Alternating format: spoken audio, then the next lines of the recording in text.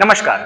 तो हम देखते हैं कि जब एक बार जाइगोट बन गया, तो उस जाइगोट में क्या-क्या चेंजेज़ आएँगी, महीने 1 महीने, 2 महीने, 9 ऐसे ही 9 महीने तक क्या-क्या ऐसे चेंजेज़ आएँगी जिससे कि वो एक ऐसे संरचना में परिवर्तित हो सके कि उसकी डिलीवरी सही तरीके से हो जाए और वो सही तरीके से एक इंसान के रूप में बाहर आ जाए, बेबी के रूप में। तो उसे हम कहेंगे गर्भ वृद्धि, ठीक है? तो हम देखेंगे पहले महीने में क्या होता है? पहले महीने में होता है सुश्रुत जी के अनुसार हम देखेंगे यहाँ पे कि तत्र प्रथमे मासी कललम जायते। कललम का मतलब होता है कलल के आकार का मतलब मॉडल के अनुसार देखेंगे इसे हम तो बोलेंगे मॉड्यूला स्टेज, ठीक है। अब अगर हम आते हैं दूसरे महीने में, दूसरे महीने में क्या होता है? द्वितीय शीतोष्मानी शीतोष्म अनिलय अभिप्रपच्यमानानाम महाभूतानाम संघातो गण संजायते यदि पिंड पुमान स्त्री चेत पेशी नपुंसकम चेत च अर्बुद मिति। अलग अलग देखते हैं इसे। शीत, उष्म और अनिल।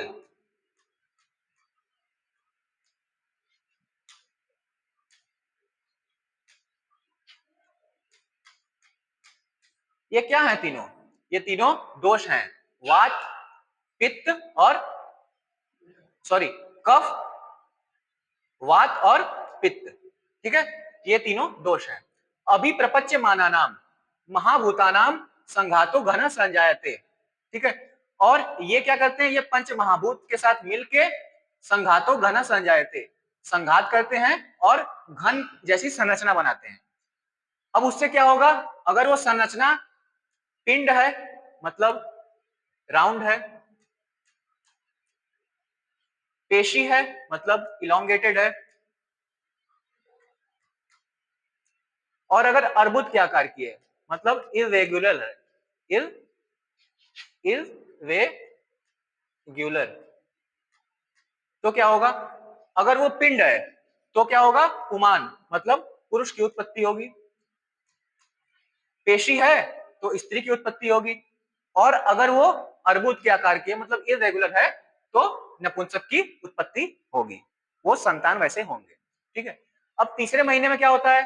तो तीसरे महीने में होता है तृतीय हस्त पाद शीर्षाम, हाथ, एक बार देख लेते हैं इसे। तृतीय हस्तपाद शीर्षाम पंच पिंड का निर्वर्तनते अंग प्रत्यंग विभागश्च सूक्ष्मो भवति। अलग अलग देखते हैं इसे कि हाथ, पैर और सिर, ये तीनों, इन तीनों की 5 पिंडिकाएं, 5 पिंडिकाएं मतलब इन तीनों के ओरिजिनेशन निकल आते हैं। कहां से निकल आते हैं? उस भ्रूण के संरचनाओं से, ठीक है। एक दो हाथ, दो पैर और एक सिर, 5 हो गया। इनकी पिंडिकाएं निकल आएंगी और अंग प्रत्यंगश्च विभागश्च सूक्ष्मो भवति, अंग प्रत्यंग विभाग सूक्ष्मो भवति, मतलब अंग प्रत्यंग का सूक्ष्म, उनका जो विभाग हो जाता है वो सूक्ष्म रूप से दिखने लग जाता है यहाँ पे, ठीक है। अब हम देखते हैं चौथे महीने में क्या होता है। तो चौथे महीने में होता है चतुर्थे सर्वांग प्रत्यंग विभाग प्रव्यक्तो भवति गर्भ हृदय प्रव्यक्ति भाव चेतना धातुर अभिव्यक्तो भवति द्विहृदयाम च नारीम दो हृदिनीम आचक्षते, ठीक है। चौथे महीने में संपूर्ण अंग प्रत्यंग का विभाग प्रव्यक्त हो जाता है, मतलब दिखने लग जाता है, ठीक है। और क्या होता है? गर्भ का हृदय प्रव्यक्त हो जाता है, उसकी जो चेतना होती है, आत्मा, हृदय में चेतना का अधिष्ठान होता है, तो मतलब चेतना भी आ गई है उसमें, अभिव्यक्त हो जाती है मतलब दिखने लगती है। तो जब एक बार चेतना आ गई है उसमें तो वो क्या करेगा? वो इंद्रियों को ग्रहण करेगा, इंद्रियों को भी ग्रहण करेगा और उनसे जो अर्थ जुड़े हुए होते हैं उनको भी ग्रहण करना चाहेगा। अब ये ग्रहण करना चाहेगा तो ये माता से जुड़ा हुआ है, तो अपनी इच्छाओं को माता के द्वारा अभिव्यक्त करता है। तो माता क्या करती है? माता अपनी इच्छा व्यक्त करती है। किस चीज के लिए? तो उसका मन करेगा कभी खट्टा खाने का, या फिर कह सकते हैं किसी चीज को देखने का। तो जो भी चीजें अगर माता उस समय मांग रही है, इच्छा जाहिर कर रही है, चुपचाप अगर वो हो सकता है उस समय के लिए सही है तो कर दें, ज्यादा बहस ना करें। अगर आप बहस करेंगे तो आपके लिए भी नुकसान होगा उस समय, और अगर बाद में देखेंगे तो बाद में उस माता के लिए भी, उस पुत्र के लिए भी विकृति उत्पन्न हो सकती है। ये सब नुकसान होगा उसको। और अंत में क्या आता है? अंत में आता है द्विहृदयां च नारीं दो हृदयिनी मा चक्षते। मतलब अब माता क्या है? दो हृदय से युक्त हो चुकी है। एक तो माता का हृदय और एक गर्भ का हृदय। ठीक है, ये दो हृदय से युक्त हो चुकी है और इस नारी को हम कहेंगे दो हृदयिनी। ठीक है, इतना ये तो हो गया कि माता को दो हृदयिनी इस महीने में कहा जाएगा। ठीक है, एग्जाम में क्वेश्चन आते हैं, कैसे आते हैं? तो पूछेगा सीधा सीधा आपसे कि माता को दो हृदयिनी कब कहते हैं, क्यों कहते हैं और किस महीने में कहते हैं फीटल डेवलपमेंट में। तो उसे कहा जाएगा पहले तो चौथे महीने में। ठीक है, और दो हृदयिनी कहा गया उसे, क्यों कहा गया?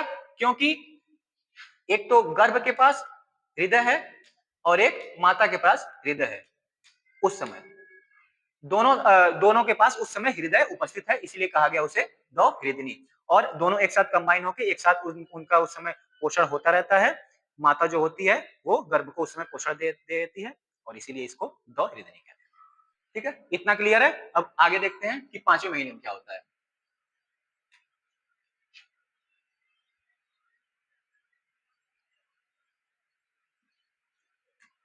तो पांचवें महीने में होता है पंचमे मनः प्रतिबुद्धतरम भवति। पांचवें महीने में मन जो होता है और अधिक प्रबुद्ध हो जाता है।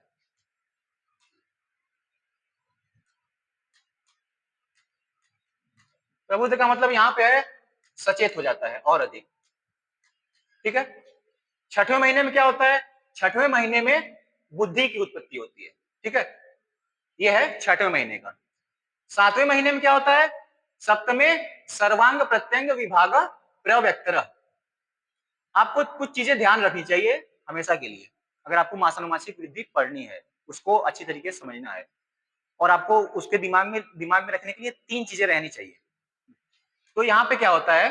तीन चीजें हैं, 3, 4 और 7 ये महीने हैं। तीसरा महीना, चौथा महीना, सातवां महीना। तीसरे महीने में क्या होता है? तीसरे महीने में एक वर्ड का यूज हुआ था, सूक्ष्मो भवति। तृतीय हस्तपाद शीर्षाम पंचपिंड का निर्वर्तनते अंग प्रत्यंग विभागश्च सूक्ष्मो भवति। ये वर्ड याद करिए आप। चौथे महीने में प्रव्यक्तो, मतलब चतुर्थ महीने में अंग प्रत्यंग प्रव्यक्त हो जाते हैं, काफी हद तक दिखने लगते हैं।